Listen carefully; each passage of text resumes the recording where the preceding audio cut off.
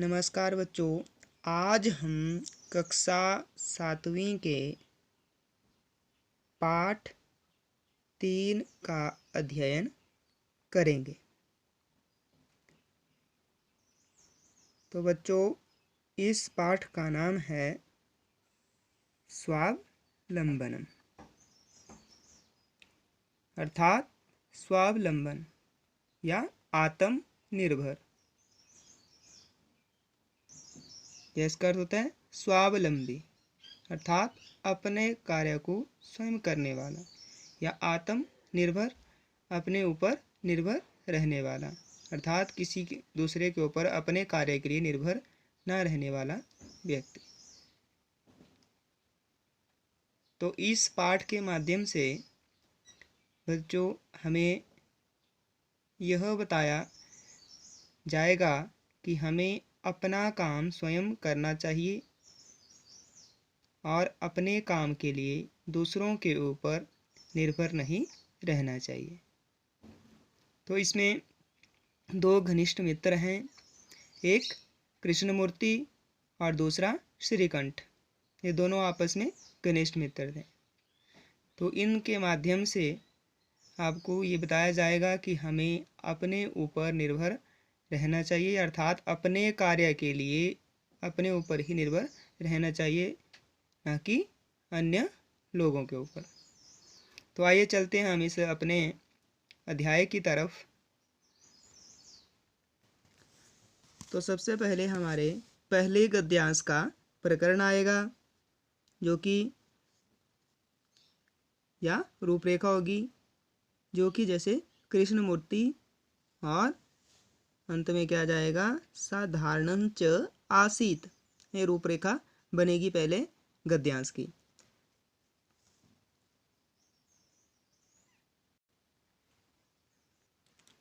रूपरेखा के बाद इस पहले गद्यांश के कठिन शब्दार्थ हैं हमारे पास कि समृद्ध, अर्थात धनी।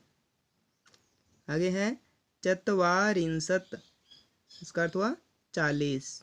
तो बच्चों, आपको मैंने पहले भी बताया था कि हमारे इस पाठ के बीच में गिनती का प्रयोग होगा।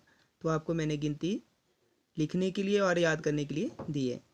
तो अब आ गया चत्वारिंशत्, अर्थात 40, अष्टादश 18, प्रकोष्ठेषु कमरों में, 50 50, गवाक्षाः खिड़कियाँ, चतुर्चत्वारिंशत् 44 यानी 44, षट्त्रिंशत् 36 36, कृषक दंपति किसान पति पत्नी।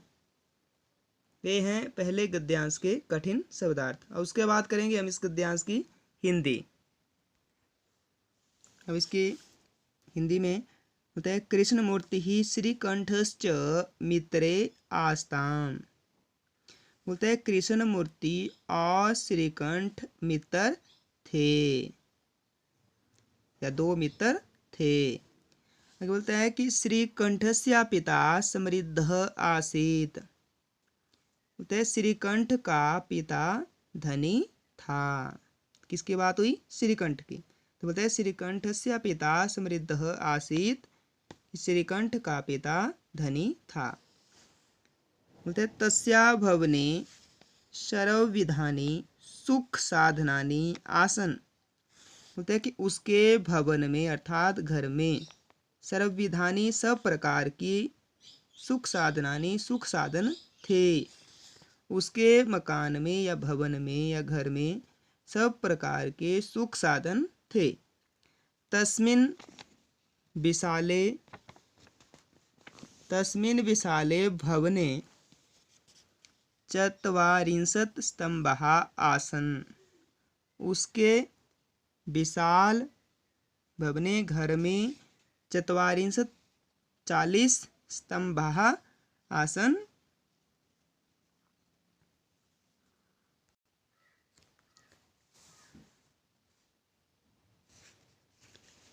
चत्वारिंशत् स्तंभाः आसन्, 40 खंबे थे। तस्मिन् विशाले भवने चत्वारिंशत् स्तंभः आसन कि उसके विशाल भवन में 40 खंबे थे। उसके बाद तस्य अष्टादश प्रकोष्ठेषु 50 गवाक्षाः चतुर्चत्वारिंशत् द्वाराणि 63 विद्युत व्यजनानि च आसन्।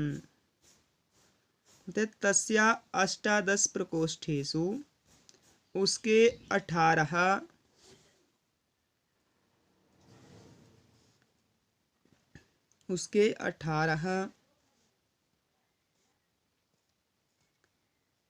कमरों में 50 गवाक्षाः 50 खिड़कियाँ चतुर्चत्वारिंशत् 44 द्वारानि दरवाजे 36 विद्युत व्यजनानि बिजली के पंखे थे। तो हिंदी इसकी होता है कि उसके 18 कमरों में 50 खिड़कियाँ 44 दरवाजे और 36 बिजली के पंखे थे। तत्र 10 सेवकाः निरन्तरं कार्यं कुर्वन्ति स्म। वहाँ 10 सेवकाः नौकर, वहाँ 10 नौकर निरंतर कार्य करते थे।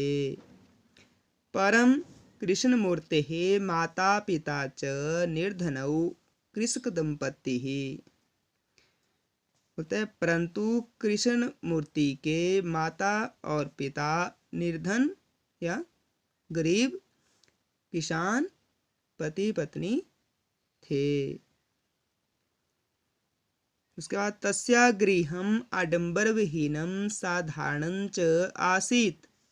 और उसका घर आडंबर से रहित या दिखावटीपन से रहित साधारण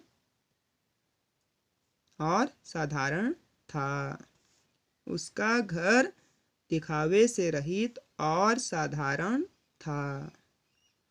किसके घर की बात हो रही है अब? कृष्ण मूर्ति की। तो श्रीकंठ के घर का बता दिया कि उसके घर में क्या था। उसके घर में 18 कमरों में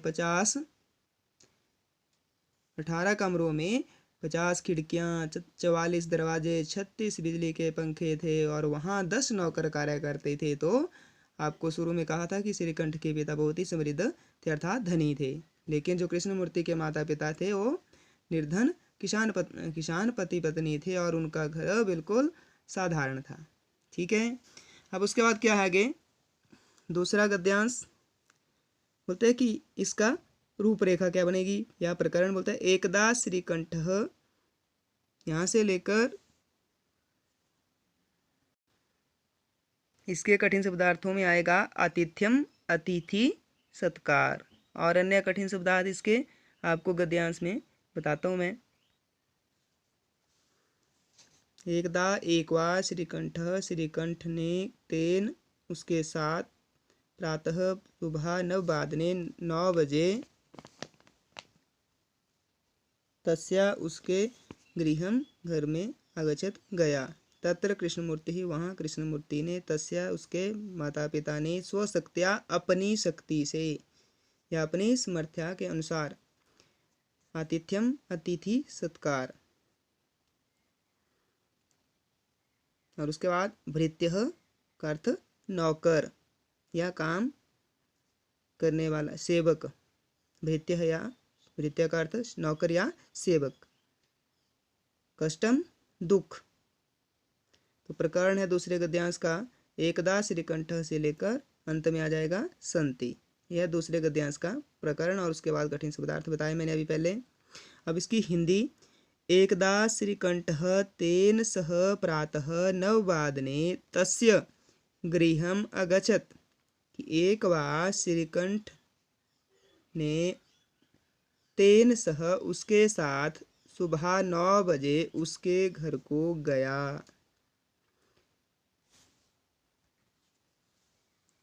एक बार श्रीकंठ उसके साथ सुबह 9 बजे उसके घर गया अर्थात श्रीकंठ गया अपने दूसरे मित्र किसके? कृष्णमूर्ति के घर। जैसा कि आप इस चित्र में देख सकते हैं। तो उसके घर में पहुंच गया है। अब आगे बोलते हैं कि तत्र कृष्णमूर्ति तस्या माता पिता स्वशक्त्या श्रीकंठस्य आतिथ्यम अकुर्वन्।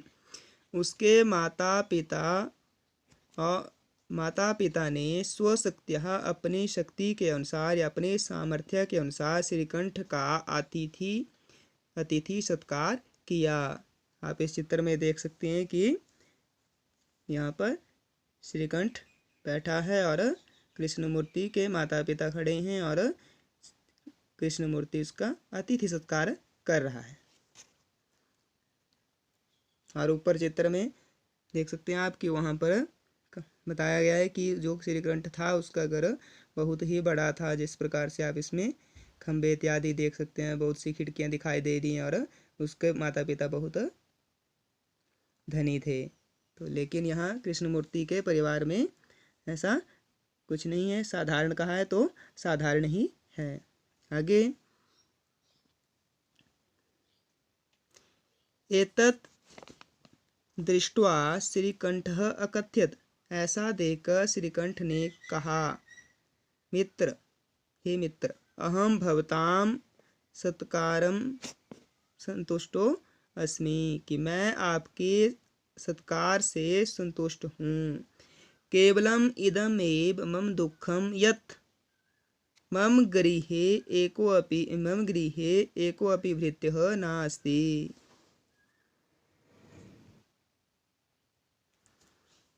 क्या बोलता है कि इसमें श्रीकंठ ने कहा, मित्र, अहम भवताम सत्काराय संतुष्टो अस्मि, कि मैं आपके सत्कार से प्रसन्न हूँ। केवलम इदम एव मम दुःखम यत् तव गृहे एकोऽपि भृत्यः न अस्ति। क्या बोलता है कि केवल इदम एव, कि यह ही मम मुझे दुख है कि तेरे घर में कोई भी भृत्य नौकर या सेवक नास्ति नहीं है। मम सत्काराय भवताम बहु कष्टम जातम, कि मेरे अतिथि सत्कार के लिए आपको बहुत दुख हुआ या बहुत कष्ट उठाना पड़ा। बोलता है मम गृहे तु बहवः कर्मकराः सन्ति। बोलता है मेरे घर में तो बहुत नौकर या काम करने वाले हैं। तो ये थी दूसरे गद्यांश का हिंदी अनुवाद। अब तीसरा गद्यांश यहाँ से शुरू होगा। बोलता है तदा कृष्णमूर्ति ही अवदत्। तो इसका रूपरेखा बनेगी तदा कृष्णमूर्ति ही, यहाँ से लेकर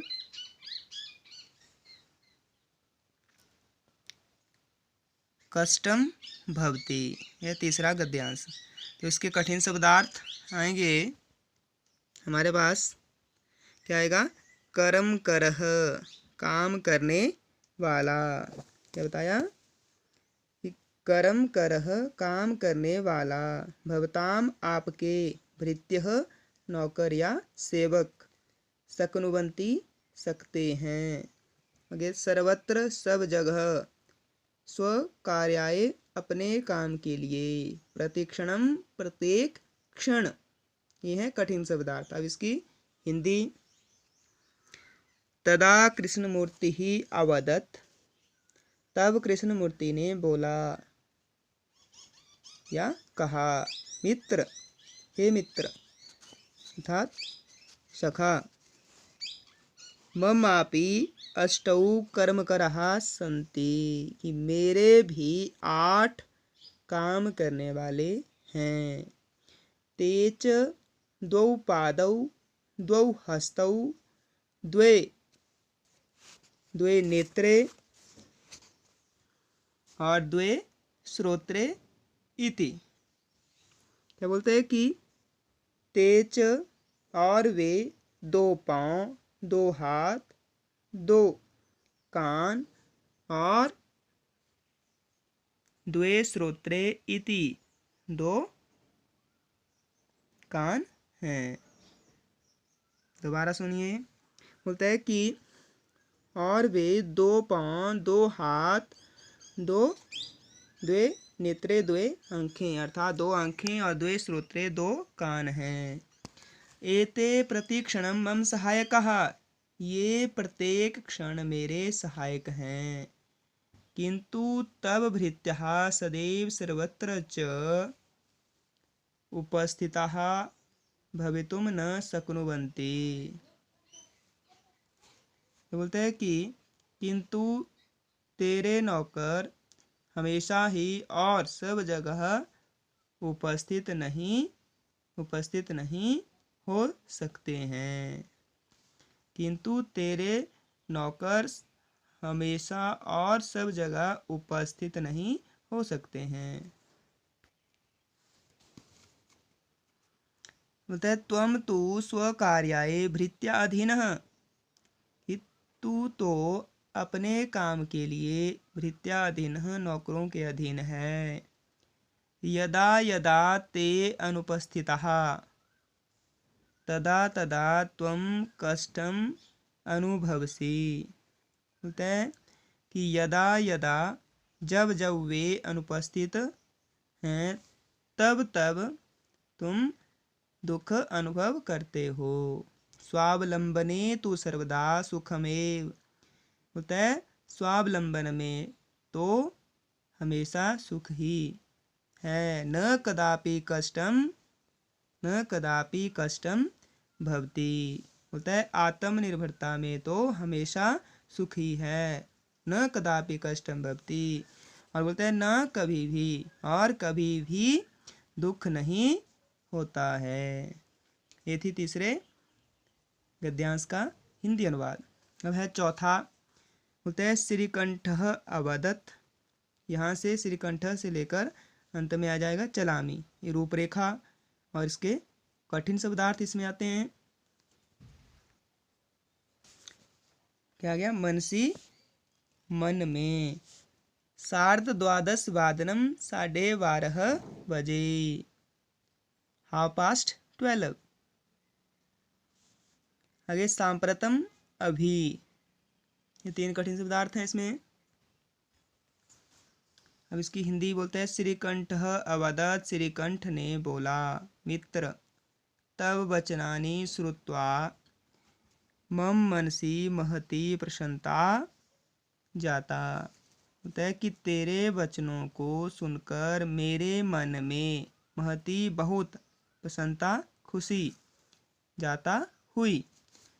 बोलता है मित्र, तेरे वचनों को सुनकर मेरे मन में बहुत प्रसन्नता हुई।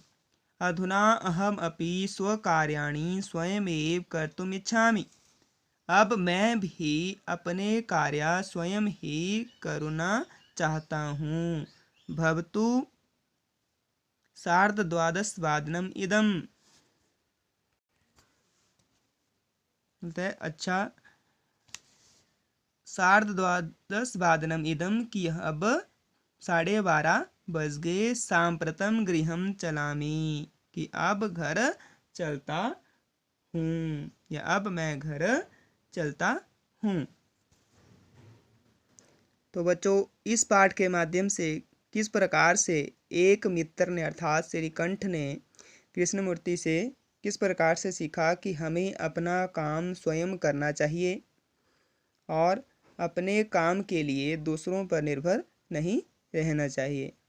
तो इस पाठ के माध्यम से हमें यही शिक्षा मिलती है कि हमें स्वावलंबन अर्थात स्वावलंबी होना चाहिए, अर्थात आत्मनिर्भर होना चाहिए और अपने कार्य को स्वयं करना चाहिए। तो बच्चों, आपको यह मेरा इस पाठ का हिंदी अनुवाद अच्छी तरह से समझ आ जाएगा, मैं यही आशा करता हूँ। जयतु संस्कृतम, वदतु संस्कृतम।